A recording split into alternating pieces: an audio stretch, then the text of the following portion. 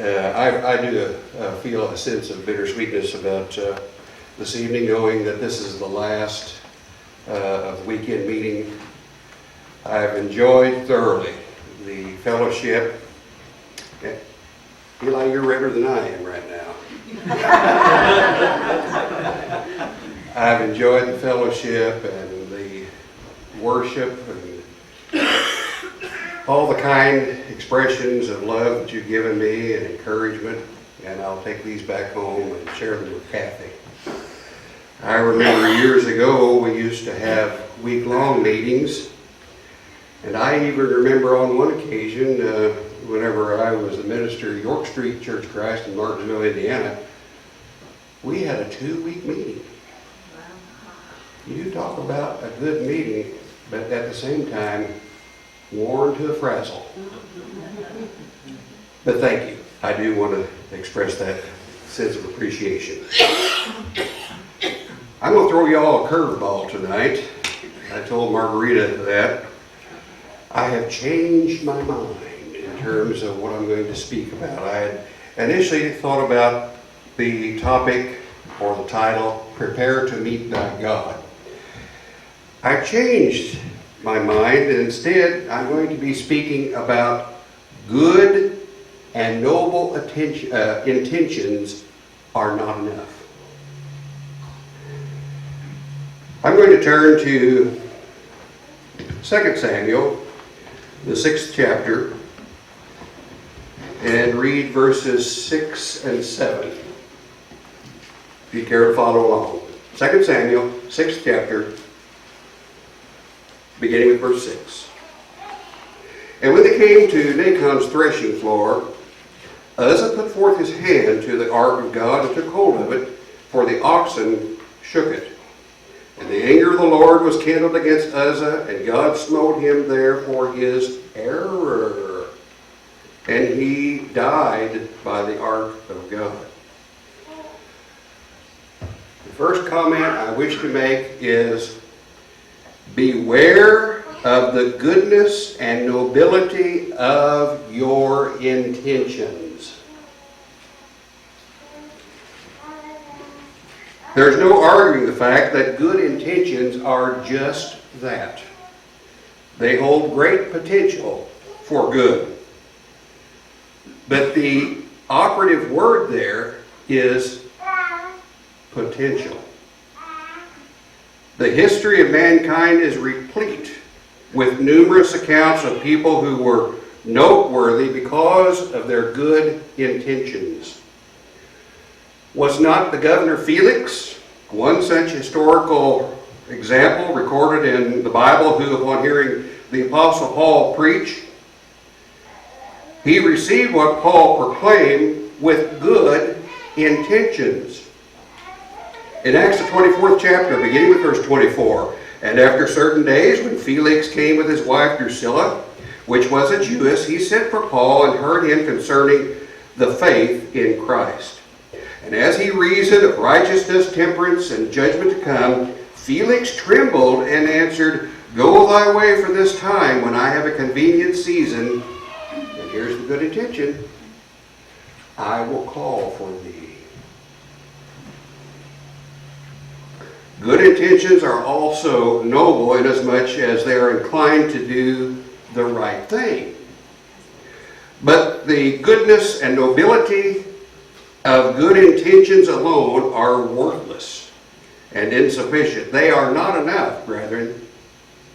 Good intentions are not what matters. Outcomes are what matters.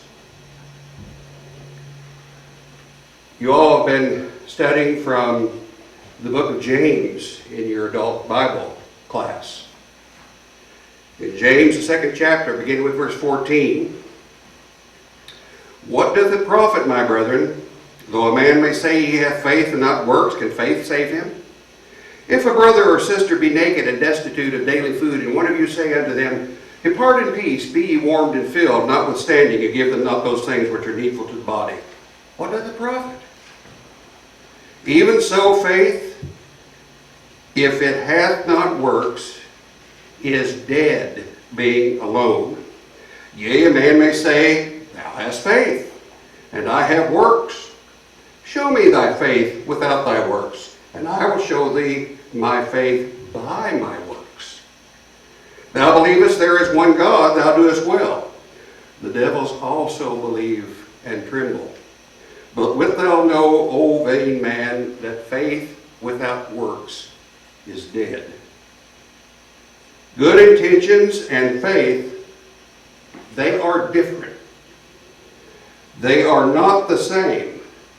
But, I'm going to yes but this, but they sound similar under certain conditions. And I would like to appeal once again to this passage from the book of James. This becomes quite evident if we replace the word faith with the words good intentions. Now listen to how that scriptural passage sounds with that change. What doth it profit, my brethren, though a man say he hath good intentions and have not works? Can good intentions save him? If a brother or sister be naked and destitute of daily food, and one of you say unto them, Depart in peace, be ye warmed and filled, notwithstanding you give them not those things which are needful to the body, what doth it profit? Even so, good intentions, if it hath not works, is dead, being alone. Yea, a man may say, Thou hast good intentions, and I have works. Show me thy good intentions without thy works, and I will show thee my good intentions by my works. Thou believest that there is one God, thou doest well. The devils also believe and tremble. But wilt thou know, O vain man, that good intentions without works is dead? I hope I'm getting this point across. The old adage is undeniably true. The road to hell is paved with good intentions. An alternative way of thinking about this saying is that there are ultimately no differences between good intentions and bad intentions. They're one and the same. Now, what do you mean by that, Mark? How can that be? Well, they're one and the same because both good intentions and bad intentions are conceived in the human mind, and then they are shelved. They never accomplish good or bad. They have no substance, and they have absolutely no value. Sadly, many people reach an old age when they reflect upon their past with a deep sense of regret and remorse. Why? Because they wasted so much time devoted to hollow, good intentions. They are reminded of all their many wonderful, good, and noble life goals that simply stalled and were sunk in the quagmire of good intentions. Their regrets also come with an echo of the same two words Felix used in his reply to Paul. I will. I will call for you someday. I will. Those two words, I will.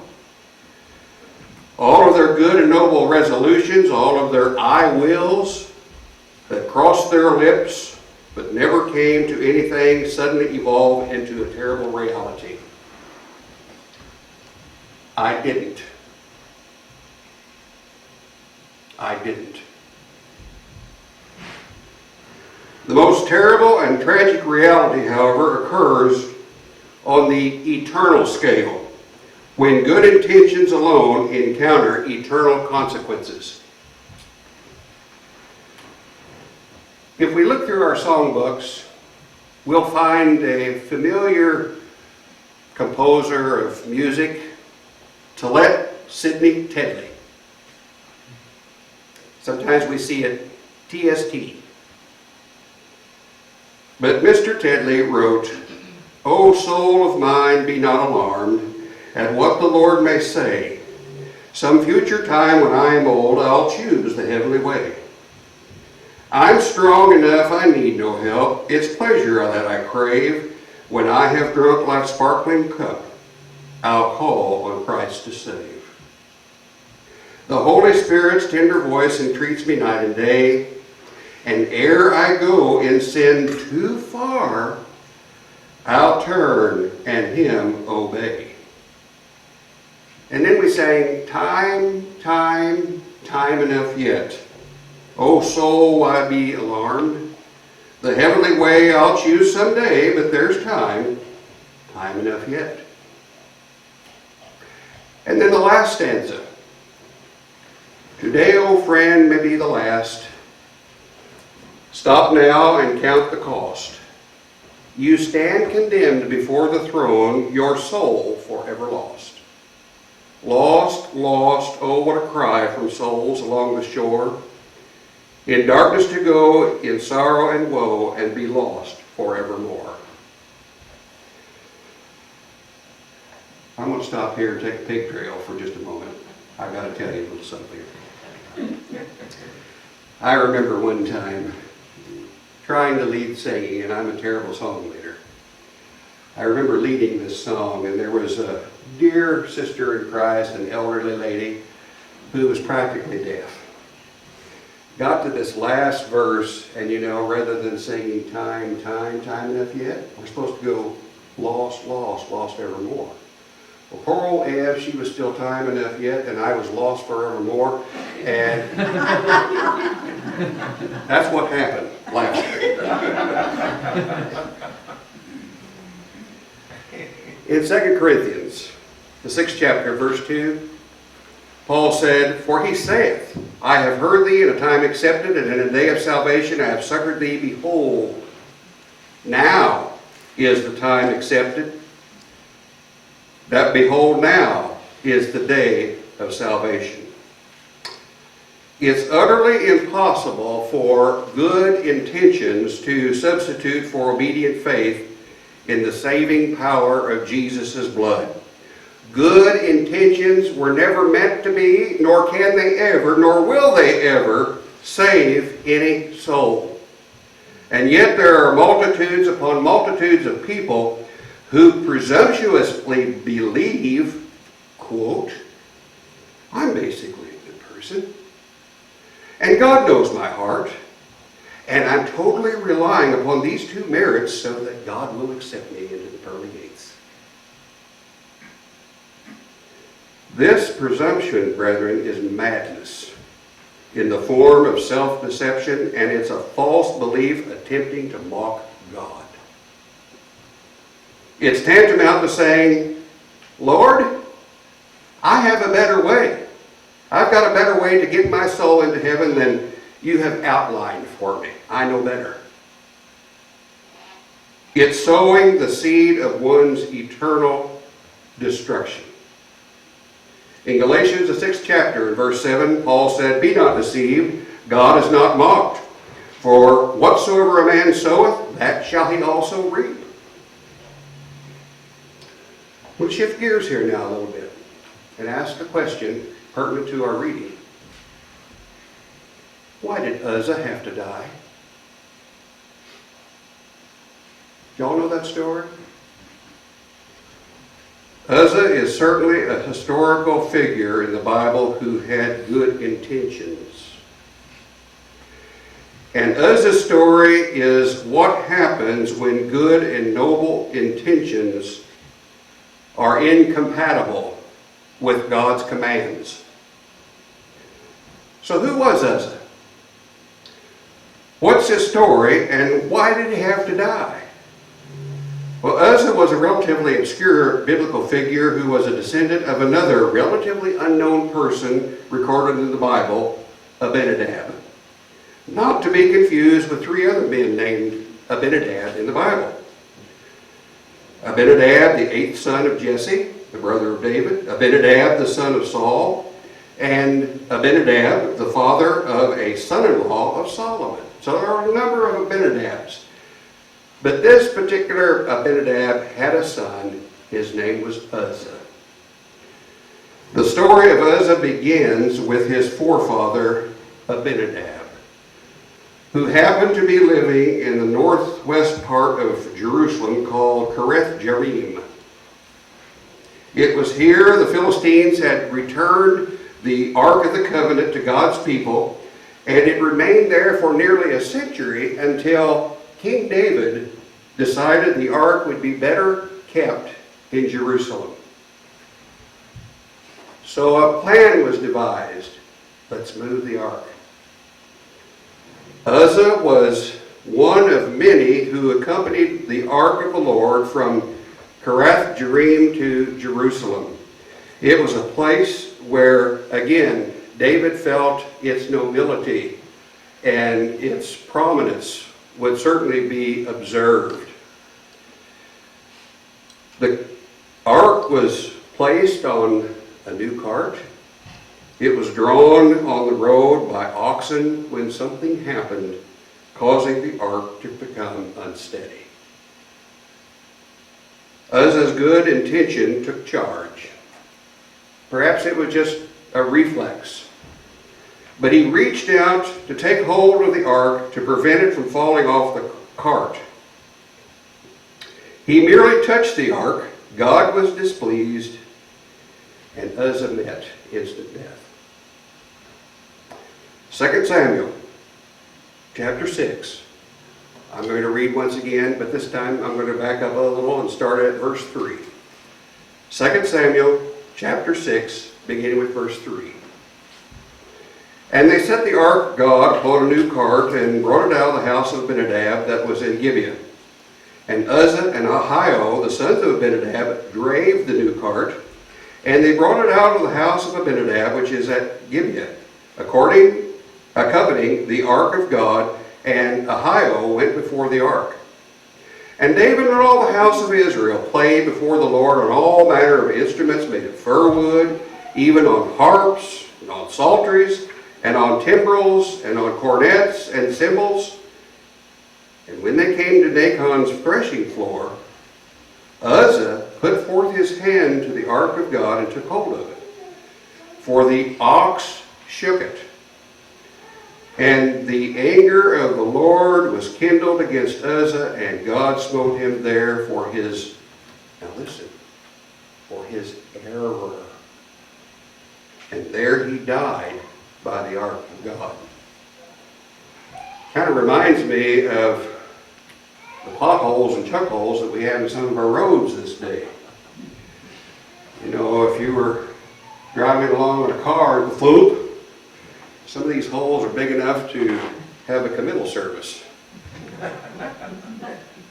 But this is what was going on. They were driving this cart pulled by oxen from Gibeah to Jerusalem. The cart became unsteady, and Uzzah was afraid that the cart was going to fall. The ark was going to fall off of the cart. Uzzah's good intention was focused upon protecting the ark of the Lord, which was at that time about 400 years old. Now that's quite a relic. What would happen if this 400-year-old artifact actually fell off the cart? Doesn't take a rocket scientist to figure out it would probably shatter. Wasn't Uzzah's intention good and noble during this incident? So why was God angered, and why did Uzzah have to die? The answer is because Uzzah's good and noble intent to protect the ark was incompatible with God's commandment regarding how the ark should be handled. Simple as that. It's noteworthy that what Uzzah regarded as a good and noble intention is what God called, and I bring your attention back to what I pointed out a moment ago, error. Why did God call this error? And how does the Bible explain and answer this question? God specified exactly how the ark was to be made and how the ark was to be transported. If we turn back to Exodus, the 37th chapter, and read verses 1 through 5, you'll see what I mean. And Bezaleel made the ark of shittim wood, 2 cubits and a half was the length of it, and a cubit and a half the breadth of it, and a cubit and a half the height of it. And he overlaid it with pure gold within and without, and made a crown of gold to it round about. And he cast for it 4 rings of gold to be set by it, the 4 corners of it, even 2 rings upon one side of it, and 2 rings upon the other side of it. And he made staves of shittim wood, and overlaid them with gold. And he put the staves into the rings by the side of the ark to bear the ark. Was Uzzah's good and noble intention in compliance with these God-given instructions?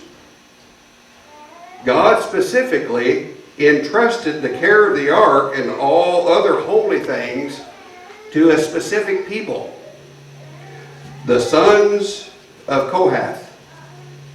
They were to take care of these articles. Numbers chapter 4, beginning with verse 4. This shall be the service of the sons of Kohath in the tabernacle of the congregation, about the most holy things. And when the camp setteth forth, Aaron shall come and his sons, and they shall take down the covering veil, and cover the ark of testimony with it. And it shall put thereon the covering of badger skins, and shall spread it over a cloth wholly of blue, and shall put the staves thereof. Was Uzzah a son of Kohath? No. He was a son of Abinadab. He wasn't a Levite. God also provided a clearly stated prohibition, a strict warning that the tabernacle's holy things, including the ark, were not to be touched. And anyone in violation of this commandment, what would happen to them? They would die. Clearly, the warning was given. In Numbers, the 4th chapter, in verse 15, and when Aaron and his sons had made an end of the covering of the sanctuary and all the vessels of the sanctuary as the camp is set forward, after that the sons of Kohath shall come to bear it. But they shall not touch any holy thing lest they die. These things are the burden of the sons of Kohath in the tabernacle of the congregation. Did Uzzah's good and noble intent prompt him to attempt overriding God's command and warning? And did Uzzah touch the ark and die? Yes, he did. Uzzah is the epitome, the prime example of the person whose good and noble intentions are incompatible with God's commandments. Uzzah's story in the Bible, however, is not an isolated case of acting upon one's good and noble intentions rather than obeying God. Sadly, we find numerous examples. Saul's good and noble intention, now I'm talking about Saul the Old Testament, not Saul who later became the Apostle Paul in the New Testament, but King Saul. Saul's good and noble intentions led to foolish behavior on multiple occasions. And consequently, he was rebuked by the prophet Samuel, and the kingdom was taken away from him by God. In 1 Samuel, the 15th chapter, verse 22, and Samuel said, Hath the Lord as great a delight in burnt offerings and sacrifices as in obeying the voice of the Lord? Behold, to obey is better than sacrifice, and to hearken than the fat of rams.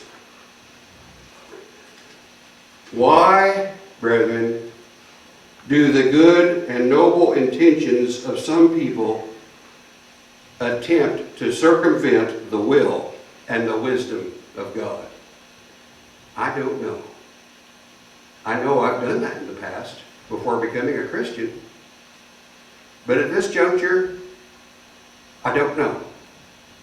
I do know at times I err, I commit error, I sin, I try to circumvent God, but I also know that the utter end of such foolishness is destruction.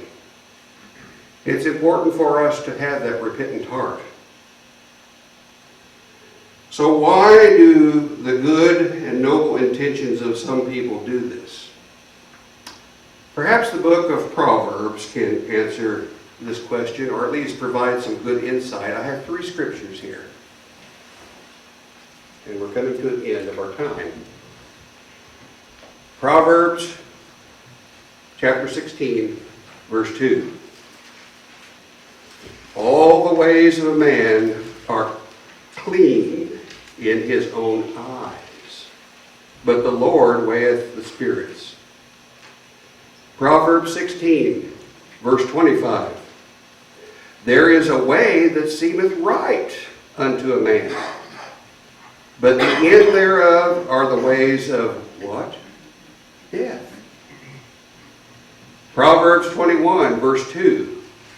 Every way of a man is right in his own eyes. Boy, that's true. But the Lord pondereth the heart. So what's the point of this sermon? And what's beneficial for our learning? I end with 3 considerations. Number 1, good and noble intentions do not nor cannot take precedence over what God has revealed to us through His Word. Number 2, good and noble intentions cannot save our souls. And lastly, I'll just simply say, beware of the goodness and nobility of your intentions. I'm finished. Thank you very much. You're good listeners. You're good people. You're good brethren. We are going to offer the Lord's invitation. Brother Tim is going to lead us in a song. If you're subject to Jesus' call in any matter, we invite you to come to the front. As together we stand and sing. Would you be free from the burden of sin? There's power in the blood, power in the blood. Would your evil a victory win? There's wonderful power in the blood. There is power, power, wonder-working power in the blood.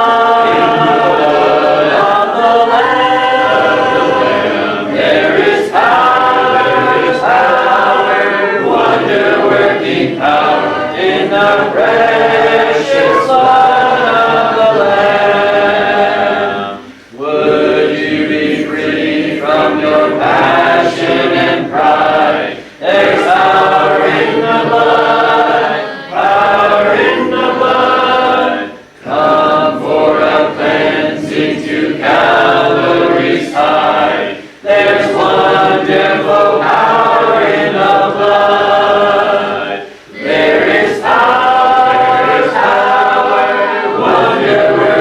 Power in the blood.